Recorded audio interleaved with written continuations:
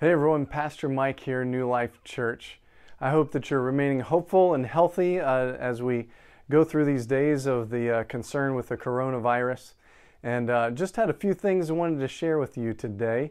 And at New Life, we talk a lot about gather, grow, and go. Those are three words that are kind of central to the ministry we have going on and central to how we believe a person seeking after God can experience a transformed life. And part of the question is, can we still gather, grow, and go with COVID-19 that's so much on our minds? And staff met today and talked quite a bit about this, and the answer is yes. The answer is yes. We can gather, grow, and go, and we continue to experience a transformed life even in the midst of the COVID-19 disease that we're facing. So anyway, wanted to share a few things about that. If you're like me over the past few days, and it's been very unsettling as things get changed and plans can turn around from one day to the next, and we get to the latest update, and it can just be very, very frustrating. So one of the things that has helped me is to kind of go back to one of my very favorite verses, which is Philippians chapter 4, verse 6. I hope that you'll take some time to look that up. But it essentially says, "Do not be anxious about anything, but in everything, through prayer and petition, present your requests to God, and the peace of God that will transcend all understanding will guard your heart and your mind in Christ Jesus."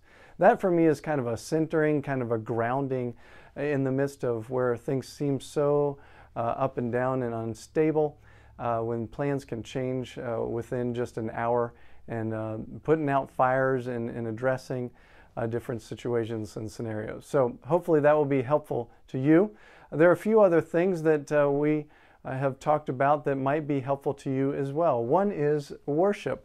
Although we are not having folks in the sanctuary on Sunday morning, except for those who are leading in the service, we are streaming online. I know that we had some difficulties with some things going down this past weekend, but we're working hard this week in order to make a smooth transition this coming Sunday on March 22nd.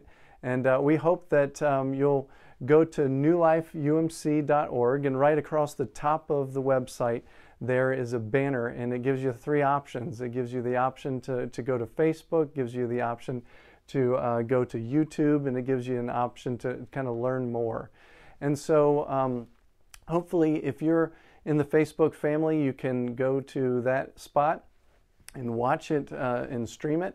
You can also go to YouTube, and you can check out New Life Midlothian, but it should go there right as soon as you click that link. But when you get to the YouTube link, make sure that you go ahead and like it, and make sure that you go ahead and subscribe to it. That button is right there underneath the video on the right. I just did that a few minutes ago to make sure I would do it right. Also on Facebook, make sure that when you get to the New Life UMC page that you go ahead and like it and follow it. And that way it will come up on your feed regularly.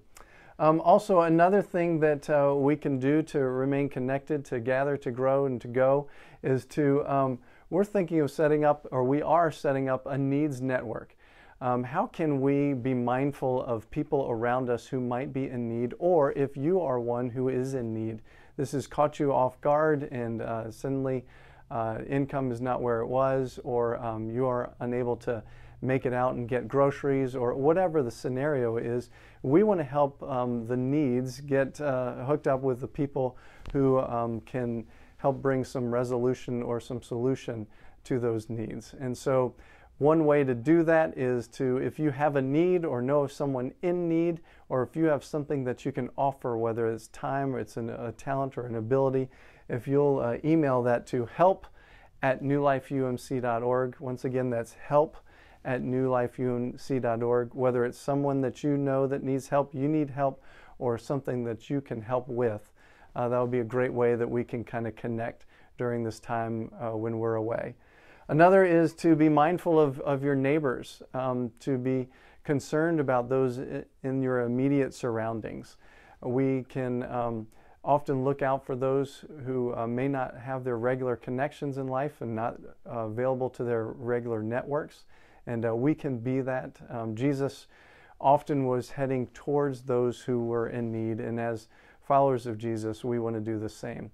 Another thing that we want to invite you to do is on this Thursday, March 19th, we want to pray for 19 on the 19th. We want to pray for 19 minutes on the 19th of March for the eradication of COVID-19. That's the significance of the 19. COVID-19 has kind of wreaked enough havoc and stolen enough, and we need to pray for a breakthrough. So there'll be different opportunities for you to sign up for how we're signing up for a 24-hour or 19 hours of prayer, that you sign up for 19 minutes of those 19 hours. But even if you don't sign up for that, it's a great way just to, on that day, this Thursday, the 19th, make sure you spend some time in prayer and reflection, hopefully about 19 minutes, to pray for those who are in the path of this virus, to pray for protection, to pray for those who are on the front lines helping with healing and relief, praying for a vaccine to be discovered. There are so many different ways we can be praying. So hope that you'll join us for these different ways that you can gather, grow, and go. Hope that you're having a hopeful and healthy week. And I look forward to the time when we are not so virtual, but we get to be together in physical proximity next to one another. And I'm praying for you. Thank you for all that you are doing to look out for others around you, and look forward to seeing you soon. God bless. Have a great day.